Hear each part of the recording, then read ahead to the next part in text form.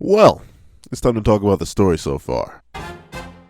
Before we open this discussion on the new era of chaos within My Hero Academia, please leave your own thoughts on the Villain Hunt arc in the comment section down below. Leave a like and subscribe if you haven't already. Also, make sure to hit that little notification bell so you don't miss out on any videos that come to the channel. Now, let's get into it. What's up guys, I got the pencil here, and here we are to review the Villain Hunt arc, or as I would call it, the Era of Chaos arc, or Midoriya alone. Do whatever you wish to call it.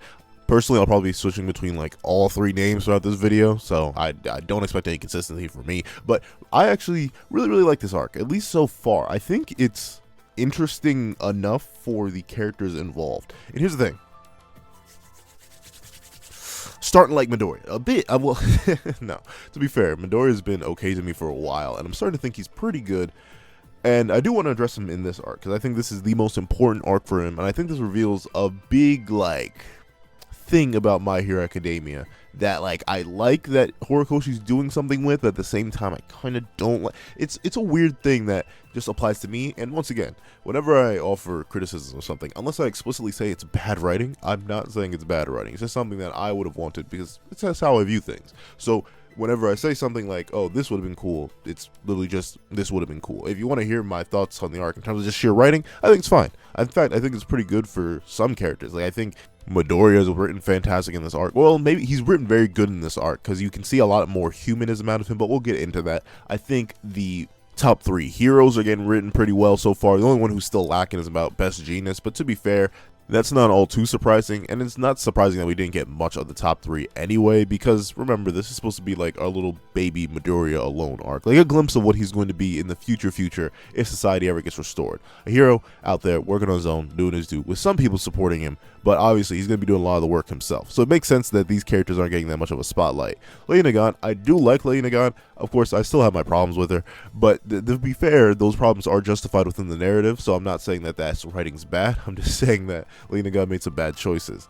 All For One, I love his writing in this arc. This arc is like saving All For One. Hold on, I need to check where I put All For One on my villains tier list. I take that bad boy right out of OK and slide him up to perfection. In fact, he's going above Hood. That's how good he is. I love All For One in this arc. I think this is the best he's ever been written, mainly because I feel like Horikoshi has finally taken the restraints off hiding him or making him a background element. He's fully allowing All For One to be a full menace, and I enjoy that. That's what I enjoy out of my villainous characters, when if you can't make them redeemable, make them 112,000% menaces. And I think Horikoshi has knocked it out of the park with All For One, especially in this arc. I love how corny All For One is, but unlike our kind of corny, which is like a bad joke, All For One's kind of corny is like stealing your old master's line who he nearly killed with an explosion and trying to kill you. To be fair, All For One's a menace, and I think that's great in this arc. But once again, we'll go more in depth. So I do think this arc pretty well written. I loved Muscular in this arc. I know he was very quick. He was very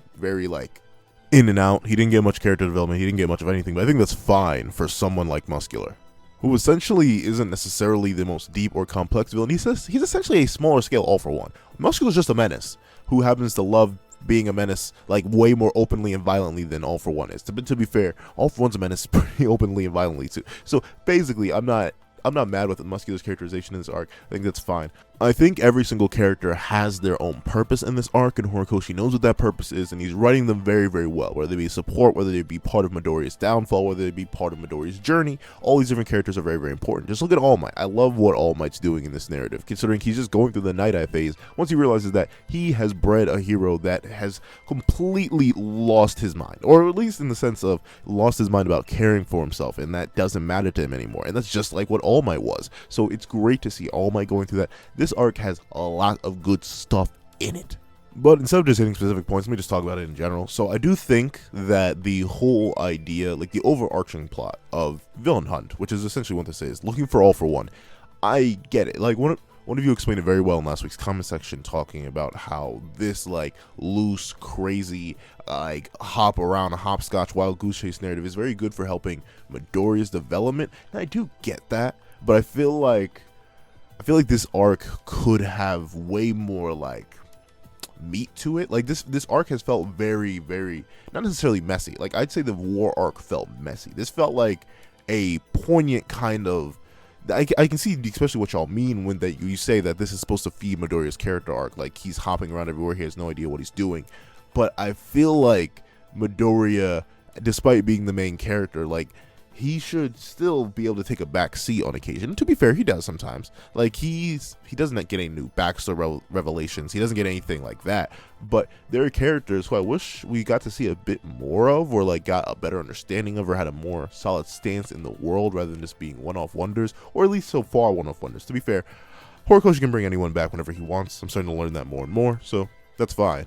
But one of my biggest cases, Nagant, I feel like she could have been super duper interesting if you had like fleshed her out a little bit more. We essentially got the bare bones context of her story. We didn't get any real depth to it. We didn't get any flashback. Well, no, that's the thing. We got flashback, but it was all talking to Midoriya, and it wasn't necessarily going anywhere in depth. Like, we got to see one genuine interaction that was her and not her just recapping. That was her interaction with the Hero Commission guy. So that's fine in itself. But there's stuff I would have loved to see. I would love to see her and Hawks having an actual relationship, which I thought was being hinted at, but Horikoshi decided to overdo it. He tried to say, hey, whatever. He is her Kohai in just like general terms. Like, they both happen to work for the Hero Commission. I feel like that implied relationship would have been cooler if we actually got to see a little bit of it. But I understand why not. Because that's the thing. My problems, it's not even really a problem. My things that this arc has, I feel like this arc has a lot of like little bits of wasted potential, but I'm only talking about that in the context of what I would have appreciated seeing, because I'm more of a character kind of guy anyway.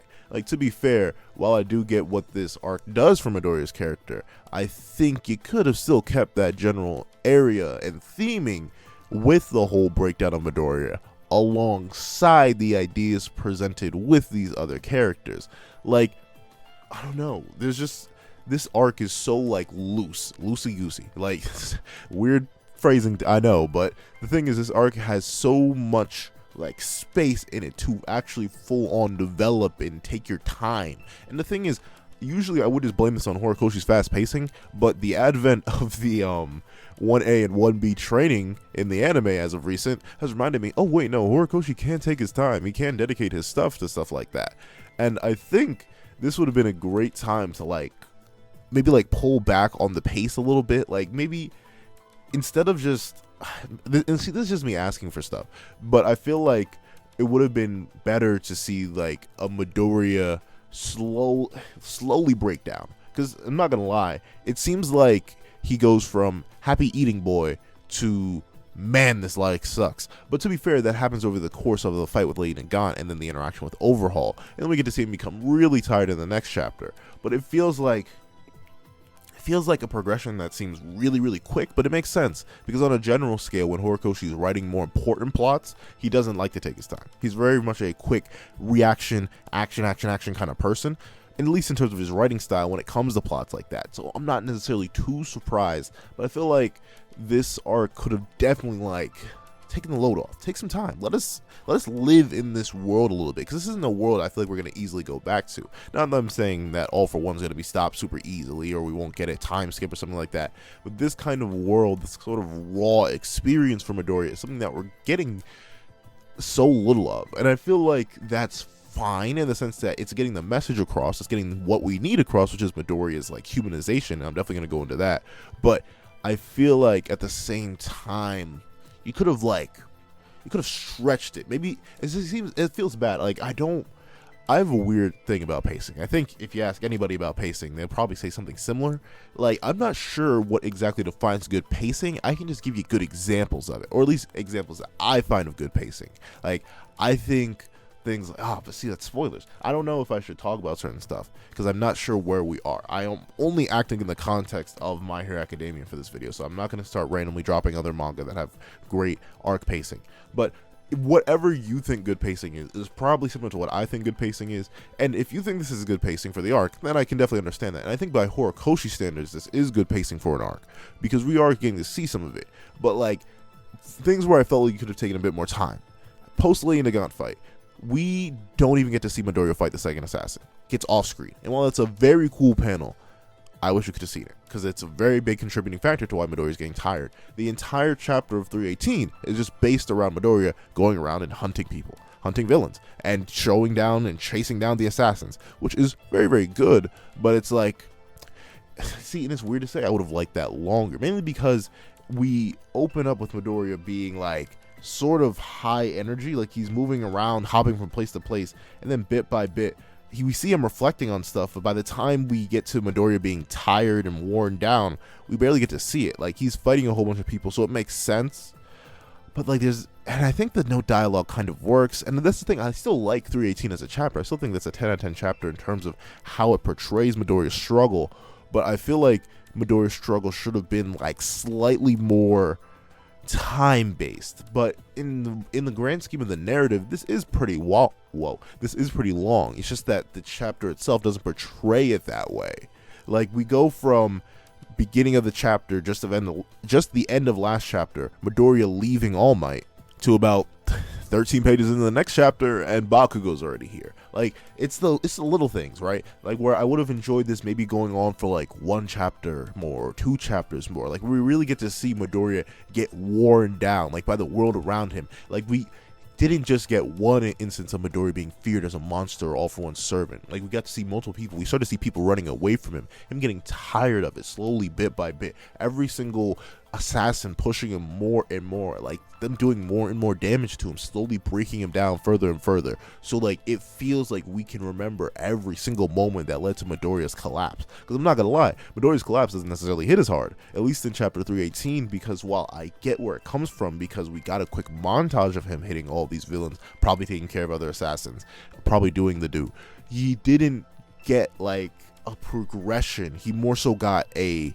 quick, oh, let me do this off screen, but at the same time, it's weird stuff to me. Like, it's the little things that like I want more of, because I feel like that would have done really good service for Midoriya's character. I feel like that would have been great to see Midoriya, this person who so far has been showing superhuman determination, will, and stamina, to slowly break down. That's one of the things that I realized I didn't necessarily like about Midoriya, and I was simply looking back on like what I was missing, because a lot of people love Midoriya, and I think that's fine. I think that's great. In fact, if you really love a character, go on.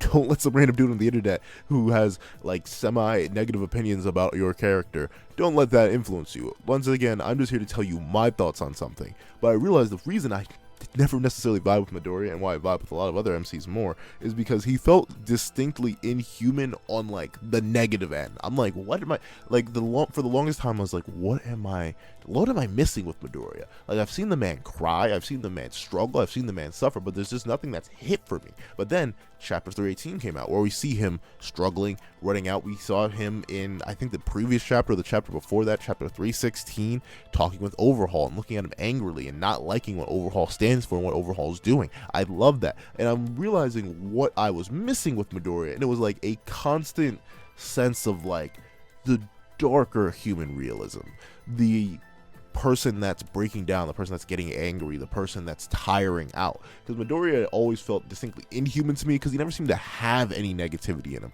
and whenever the negativity did pop out in a way that could have been interesting and addressed, or at least to me, in the stuff like the Overhaul arc, where we see this madman go infinite 100% and slam Overhaul through the earth, like, that stuff never gets addressed. It's more so like a quick spurt moment. Same thing with something like the War arc, but I was hoping that like this stuff would build, like something would come out of that. And to be fair, not to say that it can't, and honestly, I do have a weird little idea of how it could.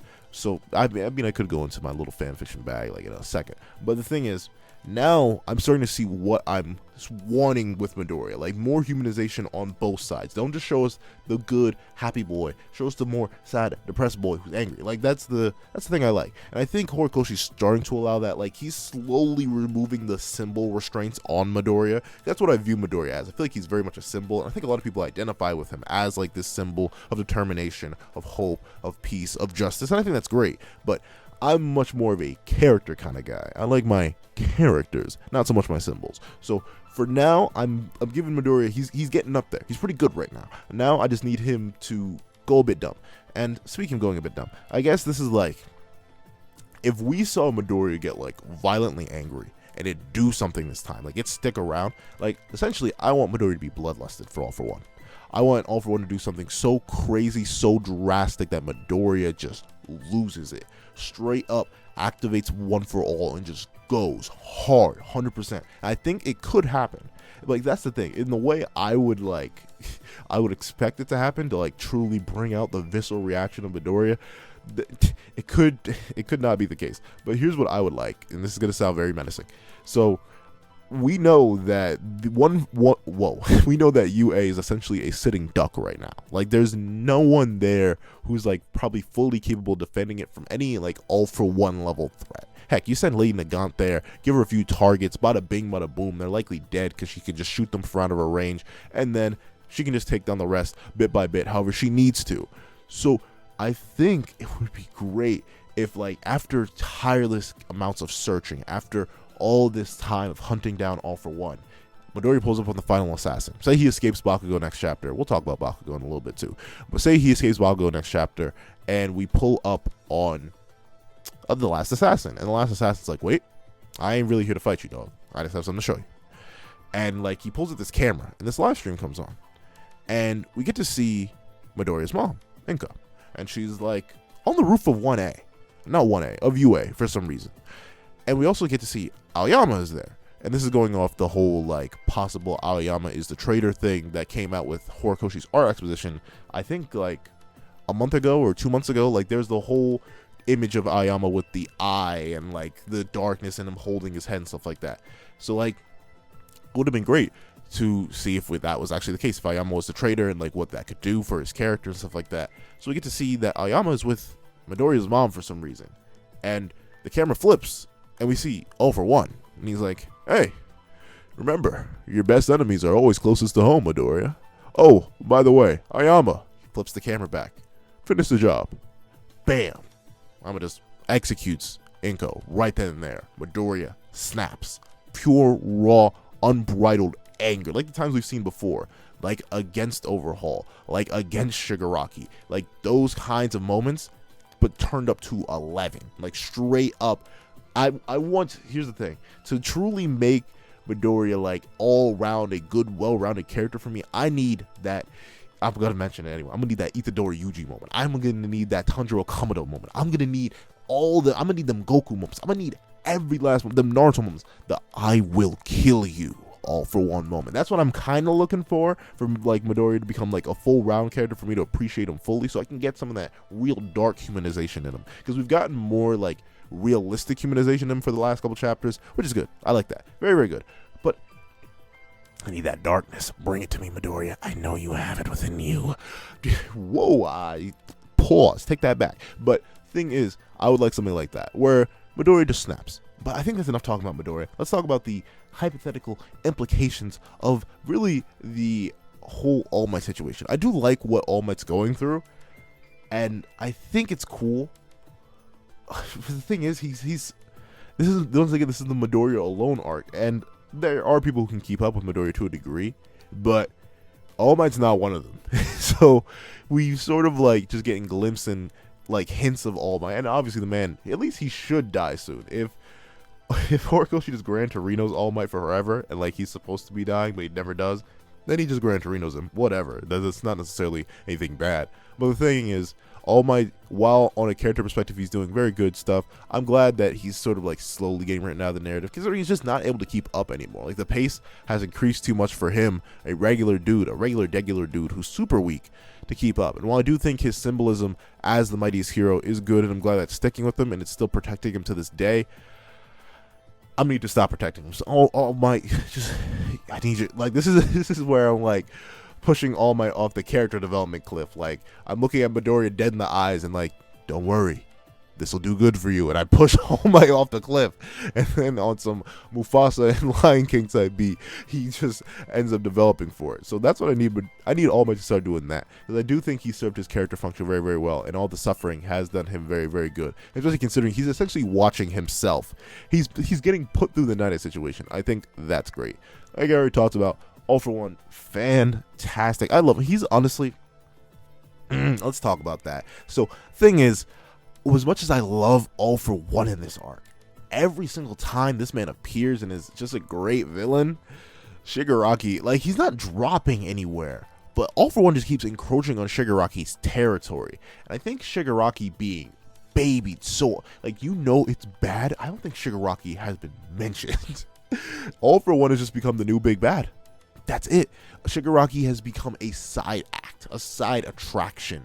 And I don't know, like, I'm not entirely rocking with that for Shigaraki, but it's good for All For One. I'm really liking All For One. The stupid dumb picklehead built like a I can't say that on YouTube. Like there's so much stuff I would insult All For One with, but we are on YouTube and I can't do that. So the thing is, I like what All For One's doing in this arc. I think how he's manipulating people is great. And while I do think some characters shouldn't fall for his manipulation, considering this is like the evilest dude to ever evil, darn, you know that man's charismatic. He called Lady Nagant beautiful. So you know that it really be like that when it be like that sometimes. So I can't even knock Lady Nagant. You know, Lady Nagant was trying to get in where she fit in. You know what I'm talking about? So getting the airwalk, blowing up, it be like that when it be like that sometimes. But All For One, this arc, I think is fantastic. And to be fair, as much as I would like maybe like a deeper, more in-depth villain, the thing is, I don't mind like my just pure evil villains. In fact, I love some of them. I love Muscular to the menace. So I think this menacing kind of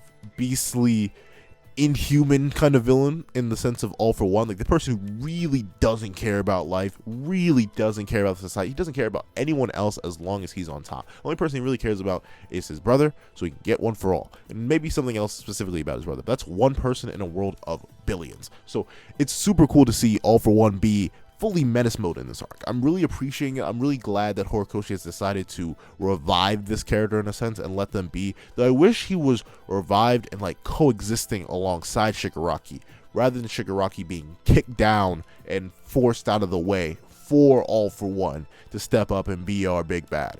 So like I'm in that weird mix. Like I like it, I don't like it. I'm like like it's the law of equivalent exchange essentially. Like I've watched Full Metal Alchemist. I know you got to give up something to obtain something. So we're giving up Shigaraki in order to obtain All For One. So it's fine. And honestly, to be fair, in terms of developing an actual antagonistic relationship towards Midoriya, I feel like All For One in his about 10 or 11 chapters of being Midoriya's main villain has done better than Shigaraki did in like nearly 300 chapters. Because the one thing I didn't necessarily like about Shigaraki and Midoriya is despite these two being like our big bad main hero and villain, they like interacted twice. I think USJ, no, three times.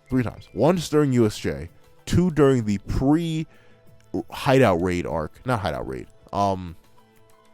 Forest Camp training arc, and then the war arc. These two have only interacted, well, these two have only interacted around 3 times. So I think, honestly, and even in terms of those interactions, like it felt very personal, and especially considering Midoriya instantly leapt to saving Shigaraki too. Like Midoriya hasn't expressed any interest in saving All For One, but he does want to save Shigaraki. So while I don't like the babying of Shigaraki, I'm glad we have like a true menace villain in All For One. Who else does that leave? I think that leaves like the big 3. I don't know why. Like my mind went big 3. No, call them top 3. Big 3 is Greek mythology, and I was like, yeah, we should just not call them the big 3. But my mouth moved faster than my mind on that one. So I think the big 3, like they make sense in the sense that they're not really being used because they can't.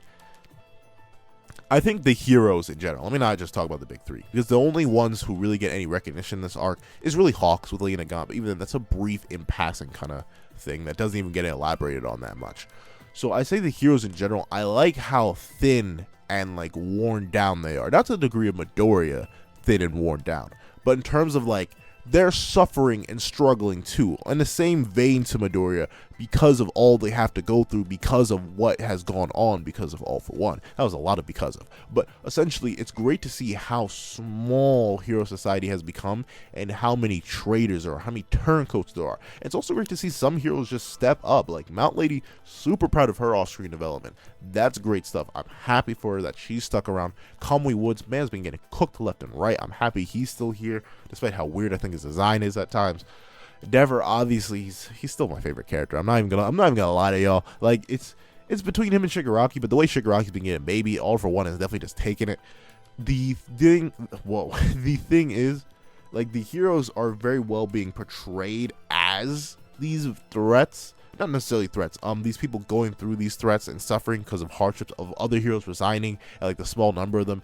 We keep getting these hints at American heroes, but we haven't got to see that yet. That's all fine. That's great. I love it. I think it's very, very good to once again humanize characters, because the main thing that I admit that I struggle with whenever I write stories, and I think a lot of other people struggle with when they write stories, is making your characters, human or not in terms of species, feel real, feel human, because that's our basic understanding of interaction and characterization. You want to make a character feel human, show them show them struggling, show them suffering in terms of how they live their lives and do their daily do, which is what we've seen with the heroes. So I think that's great. Then we have villains. Like I said, muscular, fine. But Lady Nagant is the one I really want to go into, because some of y'all didn't like my takes on Lady Nagant, and I hate to tell y'all, things haven't changed. I still think she got exactly what she needed. But I think that's where my opinion changes. I think she got what she needed, not necessarily what she deserved. Like, of course, getting blown up is not something she really deserved, but she did become to be fair, she straight up admits that she wasn't actually trying to kill Midoriya. She was just trying to take him out and get him to all for one. The thing is, I can't get that. Like, that's the mental disconnect for me. I understand she was sick of the world of lies, but in what way, in what galaxy, what universe, what dimension was she? What kind of 57D chess was she playing in her own head against herself to make her think that trusting all for one, that person of all people, to try and build a better world? Or world, I mean, like, she knows all for one's entire empire was built on lies, right? Like, the man made a whole ton of illicit deals, was an underground madman. Like, dude's a menace. Like, what?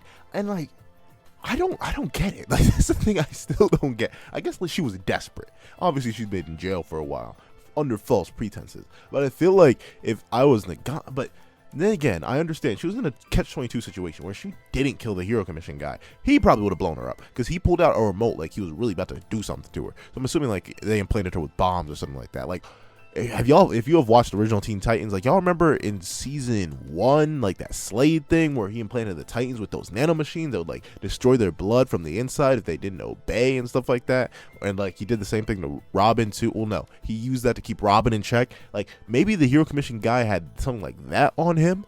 So I'm not exactly mad at Lady Nagant for killing him, but I feel like there's other way. I feel like it would have been better if Lady Nagant was like, if she didn't explicitly trust the One for All, or not One for All for One, because it really seemed like she was going to take out Midoriya, the only saving grace against All for One, and take him directly to him. Like, she was ready to. Sure, she wasn't going to kill Midoriya. She wasn't going to really seriously harm him, even though she was firing mass fire. Like, what if Midoriya couldn't dodge? What if that man just, or what if he dodged wrong and just died? Like, what would you do then, Lady Nagant? But the thing is, I guess it's fine on that front. That's the only real disconnect I have with Lady Nagant. Like, you trust All for One. I'm gonna clown on you if you trust the main villain, especially when you're like this big, I've been trained for every situation by the Hero Commission kind of hero. Like, for you to get played like that, darn, that's embarrassing. But it be like that when it be like that sometimes. So I can't even truly get mad at Lady Nagant, which is fine. I think overall, I hope we see her again. I hope she's still alive. Unfortunately, though, like, she's in this nebulous character spot. I feel like it would have been better if you had linked her with Hawks in some way, shape, or form, because then we would have had something there. But no, now she's kind of just like this amorphous floating character that doesn't tie into any of our characters. So, like, you would have to go out of your way to develop a Lady Nagant story instead of just building off another character story. Like, Lady Nagant easily could have been a senpai character to Hawks in, like, actuality, rather than just, like, oh, they both happened to work at this one place one time. I feel like that could have worked. But once again, this is what I would have wanted. I understand that people don't want that. A lot of people really like the fast pacing of the arc, and I can definitely understand that. Like, fast pacing can be good sometimes. I feel like this kind of arc, though, especially considering how free it is, should have been like, you could have your fun. You can go, like, Horikoshi loves flashbacks anyway. He does a whole bunch of them. So I don't know why he was so, like, scared of doing a proper flashback between like Hawks and Lady Nagant, or like he just didn't connect the characters. But once again, it's not saying it's bad writing, it's just how Horikoshi chose to do it. I don't think it's bad writing. I think it's just there's potential, whatever. And then let's talk about Bakugo being here. So I know I saved like Bakugo, our latest chapter, for the very end, and like I hope a lot of y'all were talking about Midoriya versus Bakugo round 3, and like that's alright. I kind of don't want that because I feel like Midoriya is destined to lose. Like, bro legit collapsed before doing anything. I don't think this would be a very satisfying round 3. It would essentially just be Bakugo bullying Midoriya. And I don't think that's fair. Like, even with how much stronger Midoriya's gotten, the dude's literally on his knees, paws all over that. I'm so sorry, I should have said that. But Midoriya's bench essentially collapsed. He has no energy, so I don't think this would be a good time to do Bakugo versus Midoriya round 3. I think we need to wait for that. Or at least let Midoriya heal up and, like, then we get Bakugo versus Midoriya round 3. Because I don't think it'd be satisfying to have that. But for Midoriya going back to the gang so quickly, like, do I think it's possible? Yes. Horikoshi is a very speedy boy. Like, you can see what he's done with the assassin side plot. Like, he hyped it up. Like, Lady Nagant was like, these assassins, they're also from Tartarus. They're going to come and get Midoriya. He bodied one off screen. He's apparently been bodying a bunch of them off screen. He's found the dictator who ended up getting one shot by Bakugo. So, like, I don't think we have much of a way to go. Unless Horikoshi really wants to keep on this wild goose chase. Which is fine. I definitely, like I said, I wouldn't mind it. Like, if this was stretched out a bit more so you see a more progressive degradation of Midoriya. But I feel like he's kind of blown through the cards so quickly. And by already pulling up Bakugo here, like, what? Are we going to have Midoriya chasing All for One and Bakugo chasing Midoriya? Like, is that what we're going to do here?